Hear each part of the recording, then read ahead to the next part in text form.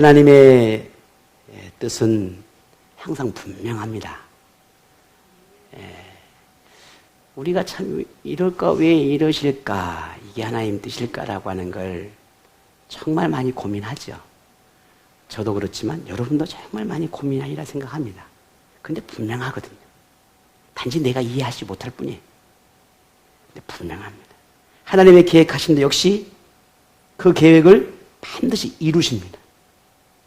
어떻게 하나님이 계획하신지는 알 수는 없지만, 그 모든 걸 다 헤아릴 수는 없지만 분명히 이루십니다. 성경에 말씀하시는 모든 말씀, 약속 반드시 이루십니다. 아무도 모르게 비밀리에 그렇게 말씀을 이루가는 것이 아니라 누구나 볼 수 있게끔, 누구나 확인할 수 있게끔, 누구든지 이것을 이해할 수 있게끔 분명하고 확실하게 그 약속을 이루어 가십니다. 이러한 증거들은 우리는 간접적이든 직접적이든 우리 스스로가 이미 다 보고 또 느끼고 깨달은 바가 있습니다. 아하, 그랬구나. 이게 하나님의 뜻이었구나. 아, 이게 하나님의 마음이었구나. 이게 하나님이 이루시고 싶어 하시는 궁극적인 이유였구나. 그때는 몰랐어요. 그런데 알아가게 되는 것이죠.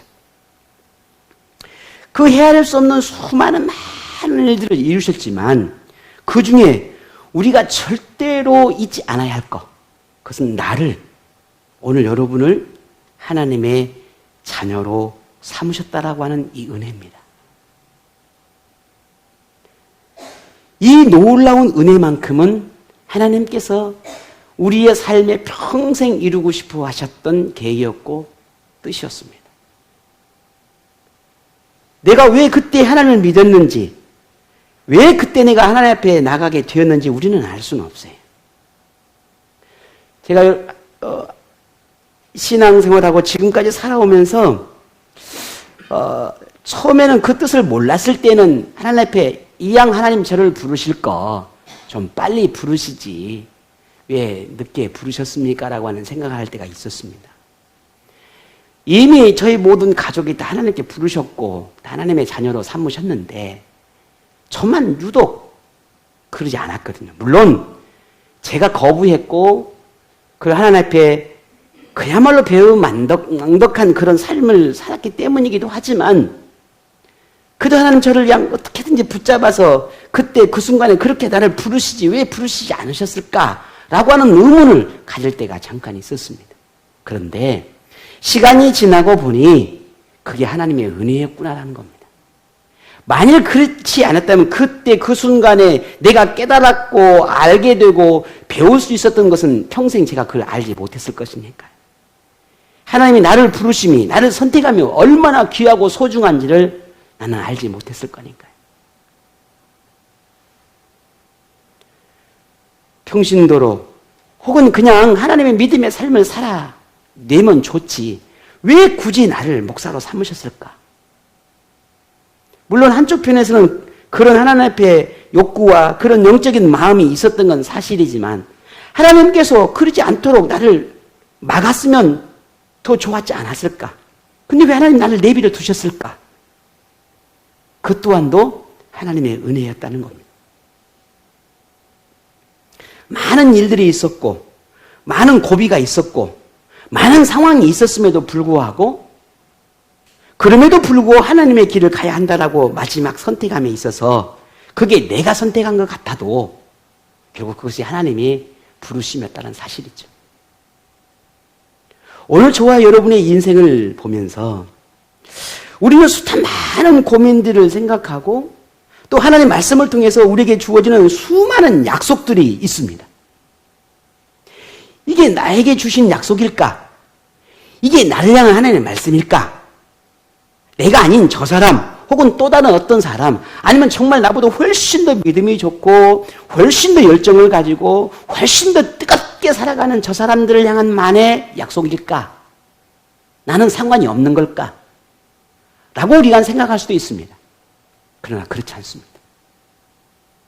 이 성경에 나온 모든 아름다운 하나님의 약속들은 하나님께서 계획한 모든 사람들에게 향한 것이지 내가 기준을 세우고 내가 원하고 바라는 것이 아니라는 겁니다. 그것에 의해서 하나님이 결정된 것이 아니라는 거죠. 결국 하나님께서 나를 부르는 그 순간부터, 아니 이미 내가 너를 부르겠다라고 작정한 그 순간부터 성경의 모든 약속은 나를 향해 있습니다. 이게 놀라운 하나님의 말씀이죠. 그래서 그 말씀은 지금도 계속해서 하나님은 그 약속을 지켜가고 있고 이루어가고 계십니다. 우리는 하나님은 우리를 위해 행하신 수만 가지의 은혜가 있지만 절대로 잊지 않아야 할 가장 큰 은혜, 최고의 은혜, 그것은 바로 구원의 은혜입니다. 이걸 잊어서는 안 됩니다. 왜 나에게 건강을 주지 않을까? 왜 나에게 좋은 직장을 주지 않을까? 왜 나에게 이런 삶을 허락할까? 수많은 내게 복된 삶을 살고자 하는 욕구들이 있겠지만 그러나 그것보다 더 중요한 것이 하나님 나를 구원하신 겁니다. 이걸 잊으면 안 됩니다. 우리는 이 은혜를 누리며 하나님의 크고 위대한 그 사랑 속에 우리가 살아가고 있습니다. 이 은혜를 여러분 평생 기억하시기를 바랍니다. 그리고 우리는 그래서 늘 부족하지만 힘듦도 있지만 그럼에도 불구하고 우리가 감사하는 삶을 살아가야 합니다. 고맙습니다, 하나님. 감사합니다. 이게 우리가 살아가는 삶의 방식이 되어야 합니다. 인류 역사 속에서 한 개인의 인생을 위해 설계하신 그 하나님의 섭리도 참 위대하고 놀랍습니다. 어떻게 그 75억이 넘는 그 수많은 사람의 한 사람 한 사람의 인생을 계획하실 수 있었을까? 참 놀랍지요. 그런데 이런 하나님의 섭리가 오늘 우리 자신에게도 임했지만 더욱 놀라운 것은, 아니 이것을 우리가 인정할 수밖에 없는 것은 나를 향한 것뿐만 아니라 오늘 성경 속에서 이미 우리에게 그렇게 내가 너를 향한 분명하고 확실한 계획이 있다라고 하는 것을 성경을 통해서도 이미 증명해주고 있다라는 겁니다. 알든 혹은 모르든 내가 깨달았든 깨닫지 못하든 분명한 것은 그 증거가 성경 속에 분명하게 드러나고 있다 하는 거죠.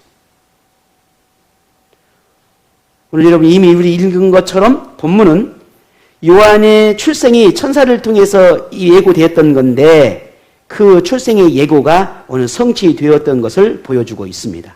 근데 본문을 쭉 전체를 보게 되면 특별히 엘리사벳이 요한을 잉태하고 출산하고 난 다음에 이 아이를 향해서 이름을 짓는 과정이 나오게 되는데 왜 이 이름이 짓는 이 과정이 이토록 중요했을까라는 것을 생각해 볼 필요가 있습니다. 그냥 예수 아니면 요한 아니면 뭐 이름을 딱 지어버리면 되지 왜 이 과정까지 세세하게 기록해 놨을까? 아주 중요하기 때문입니다. 본래 이 성경대로 하게 되면은 유대인들은 전통에 따라서 그 아이가 태어나면 이름을 지어주는 듯 합니다. 그런데 엘리사벳과 사가랴는 이 친족들과 주변의 가족들이 이 아이를 이름을 짓는 것에 대해서 전통 방식으로 이름을 짓는 것에 대해서 반대합니다.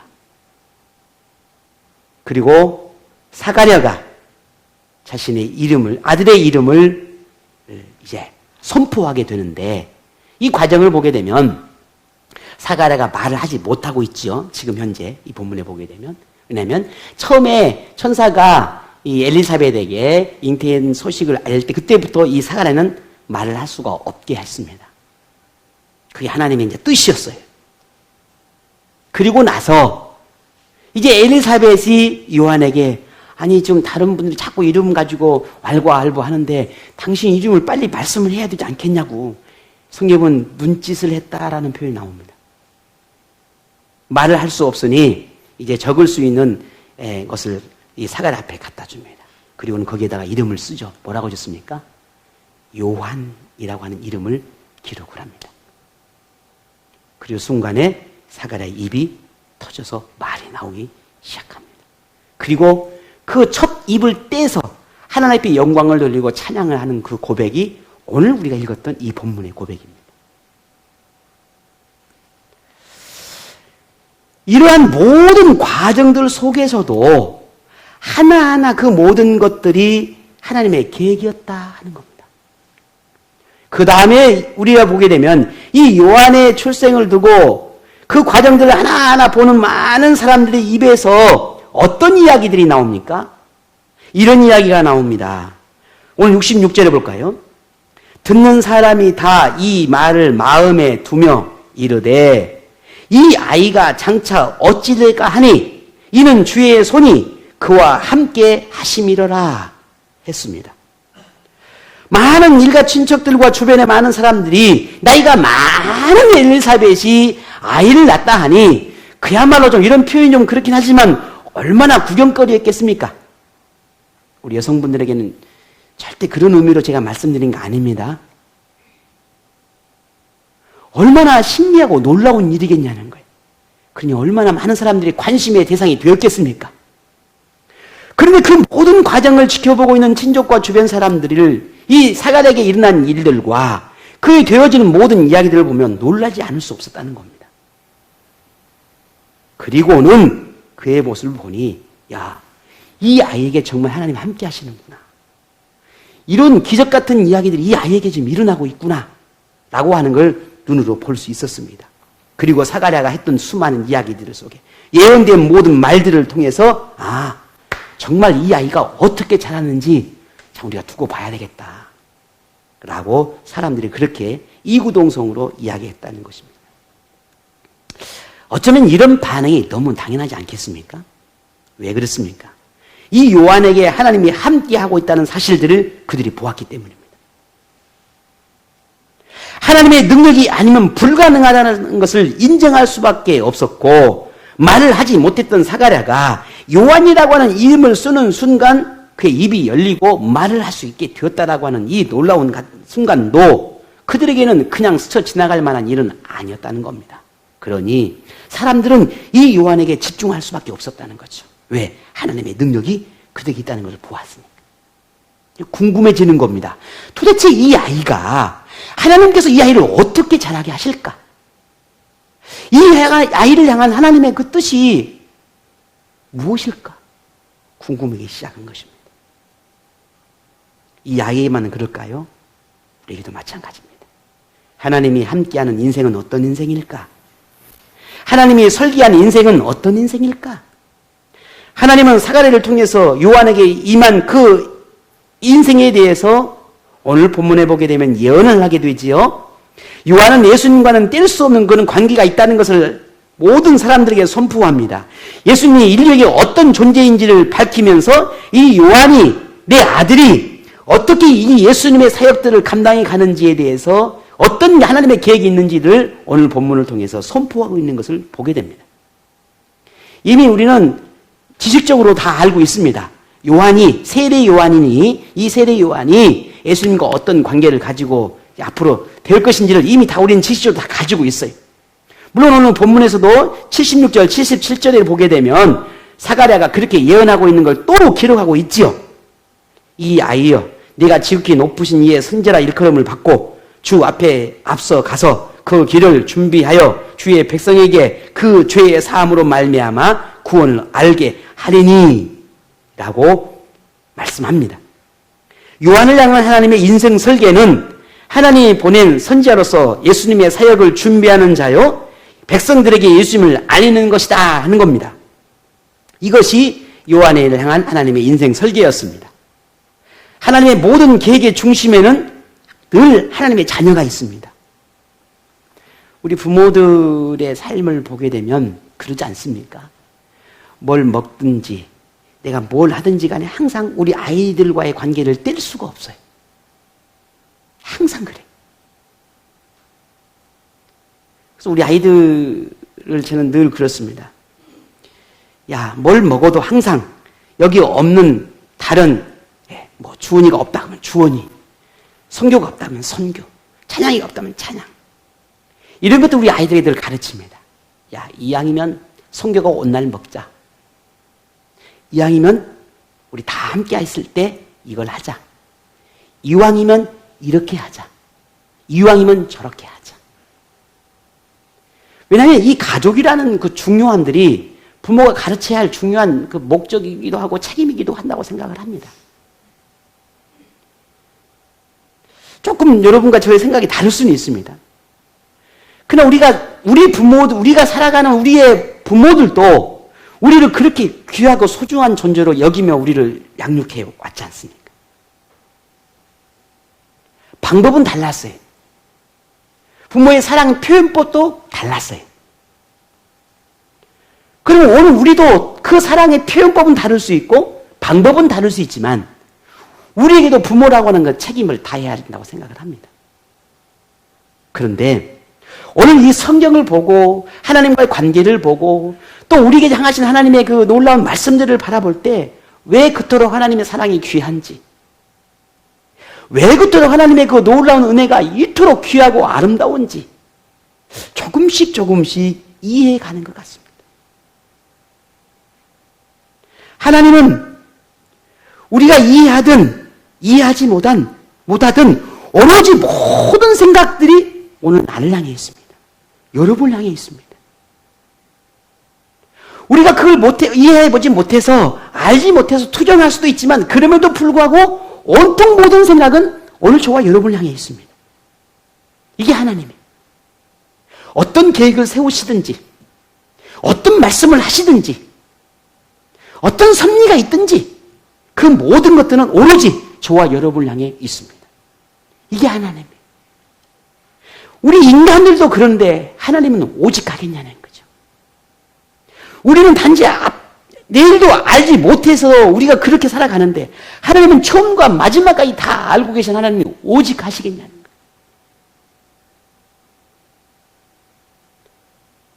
그래서 사가랴를 통해서 우리에게 이렇게 증언하셨어요.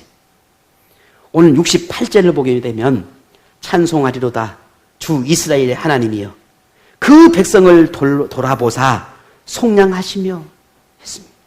하나님의 이 사역의 중심에는 항상 하나님이 돌보시는 손길이 있고 죄인을 향한 하나님의 사랑이 담겨 있다는 의미입니다. 그런데 이러한 하나님의 순고한 그런 하나님의 마음을 충분히 이해하는 사람들이 얼마나 될까? 오늘 우리는 그 마음을 얼마나 알까라고 하는 생각을 해보면 미안합니다. 저는 잘 모릅니다. 정말 모르겠더라고요. 알 수가 없어요. 정말 힘듭니다. 모르겠어요. 근데 분명한 것은 하나님이 우리를 향한 저와 여러분을 향한 그 사랑만큼은 변함이 없더라 하는 겁니다. 변함이 없어요. 어제도 그랬고 오늘도 그러고 오늘 우리를 향한 그 놀라운 은혜는 항상 한결같더라 하는 겁니다.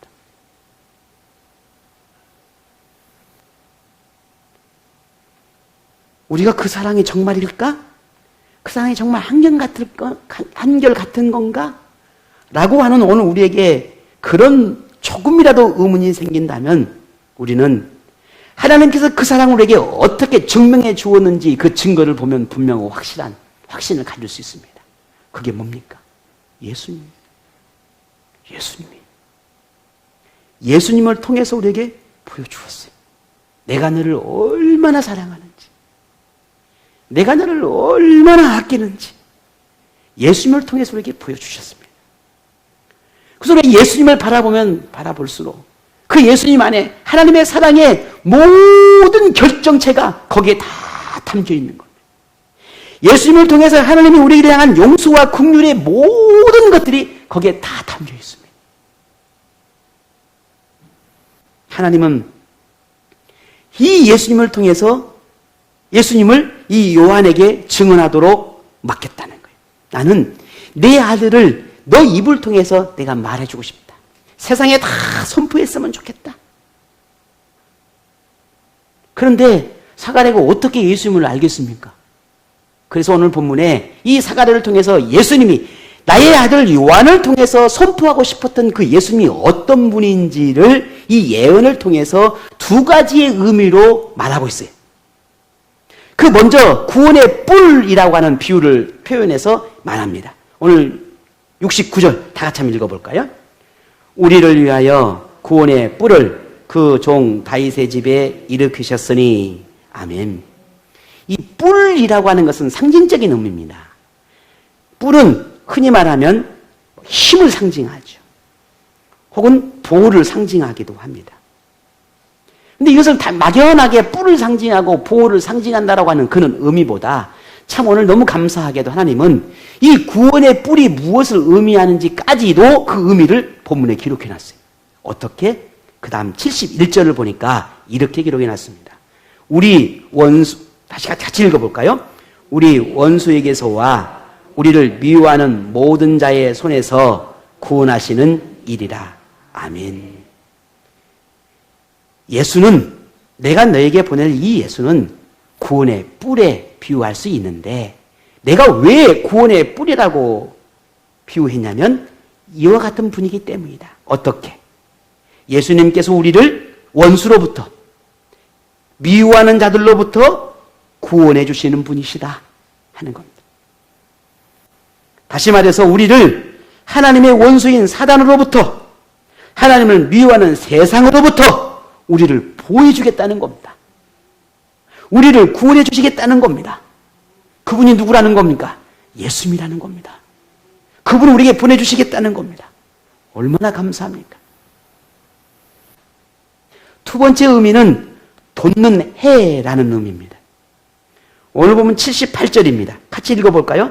이는 우리 하나님의 긍휼로 인함이라. 이로써 돋는 해가 위로부터 우리에게 임하여. 아멘.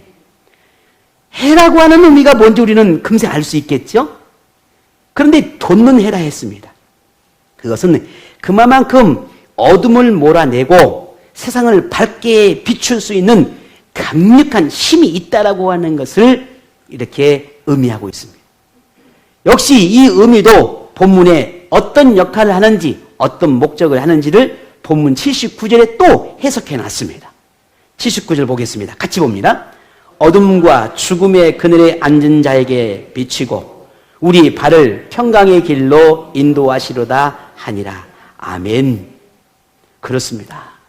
예수님은 해와 같은 분. 그래서 희망을 잃어버린 사람들, 하나님의 심판을 받아야 할 사람들에게 구원자가 되어주시고 그들의 인생을 평안케 하시는 분이다라고 말하고 있습니다. 이분이 예수 그리스도라는 거예요. 여러분 믿으신가요? 우리에게 예수님은 꼭 필요한 분입니다. 너무너무 필요한 분입니다. 우리가 일평생 반드시 만나야 할 분입니다. 예수님이에요. 우리에게 예수님은 내가 모든 것을 잃을지라도, 모든 것을 버려야 한다 할지라도 예수님만큼은 절대로 놓치지 않아야 할 분입니다. 여러분은 예수님을 선택하신 분들입니다. 물론 예수님이 우리를 선택하셨죠. 그러나 그 부름에 여러분 응답하신 분들 아닌가요? 예수님을 일생에서 가장 중요하게 여기며 지금까지 그렇게 예수님을 경외하며 찬양하며 삶을 살았던 분이 바로 여러분들 아닙니까? 우리가 지금까지 예수님을 다른 어떤 것처럼 그렇게 쉽게 버릴 수 없었던 이유가 뭡니까? 얼마나 숱한 위기와 신앙의 고민과 갈등과 회의를 경험했습니까? 그게 예수님 때문이든 혹은 하나님 때문이든 혹은 그게 목사 때문이든 혹은 사람 때문이든 혹은 교회 때문이든 혹은 세상 때문이든 다우든 간에 이유를 갖다 붙이면 수많은 이유가 있습니다. 그럼에도 우리는 지금까지 잘 믿음으로 견뎌왔고 믿음을 지켜왔습니다. 그 이유가 무엇입니까?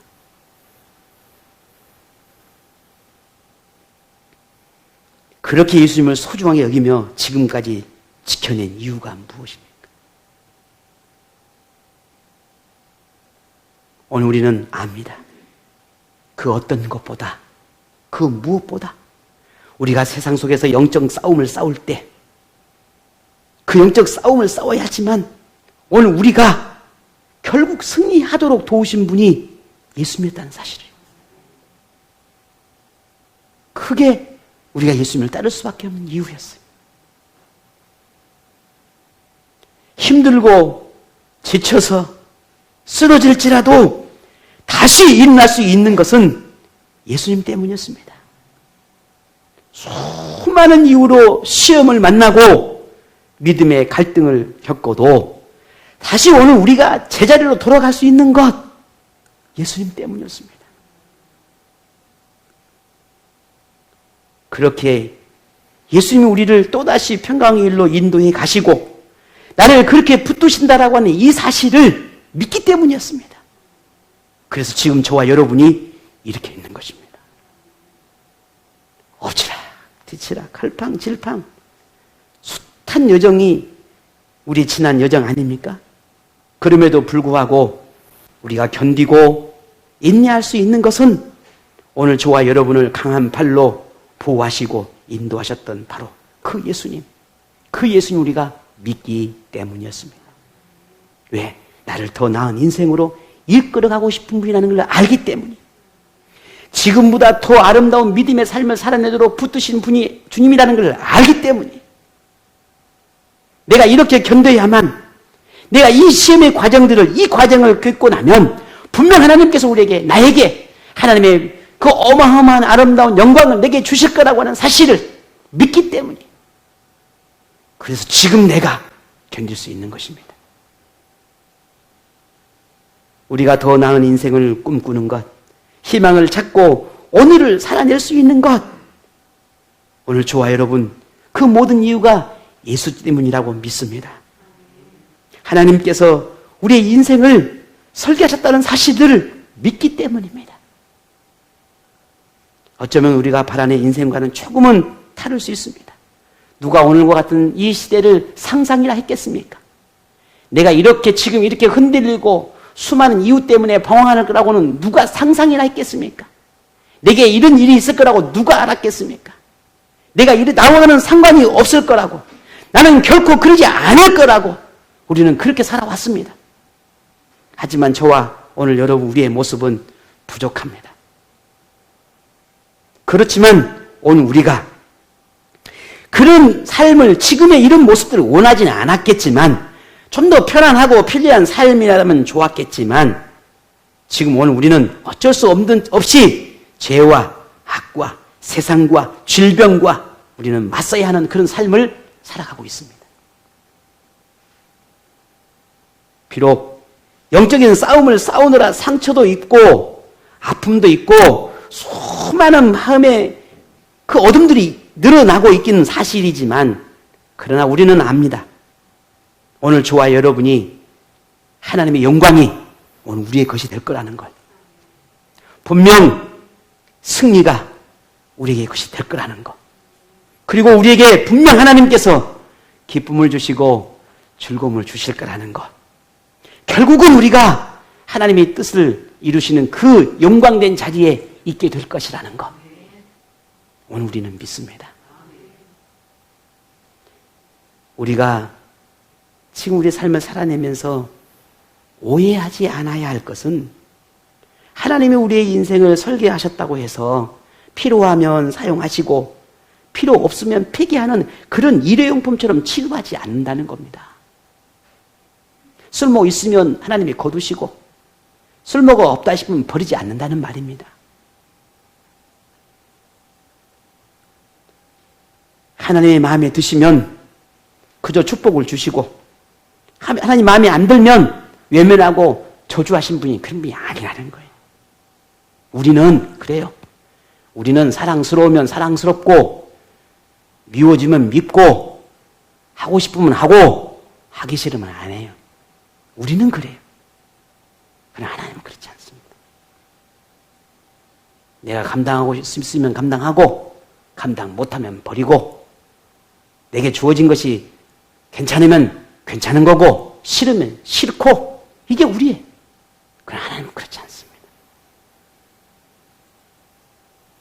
하나님은 늘 그랬듯이 처음 우리를 선택했던 그 순간처럼 처음부터 언제나 지금까지 우리를 돌보시고 계시고 자비와 긍휼로 항상 우리를 사랑해 주시는 분이십니다.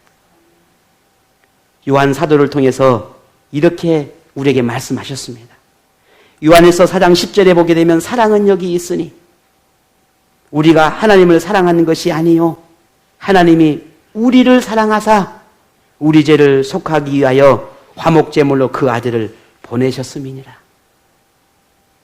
내가 하나님을 정말 사랑하고 하나님을 정말 뜨겁게 섬기고 충성하고 헌신하고 모든 걸 다 하나님을 위해서 하는 것 같지만 아니라는 겁니다.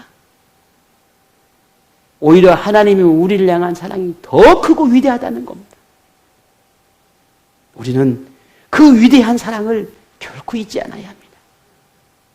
그 마음, 하나님의 그 마음, 하나님의 그 사랑, 우리 늘 감사하고 하나님을 경외하는 우리의 삶을 살아내는 저와 여러분이 되기를 원합니다. 하나님이 우리 인생을 설계하셨다고 우리도 요한처럼 살아야 하고 요한과 똑같은 인생이라고 말할 수는 없습니다.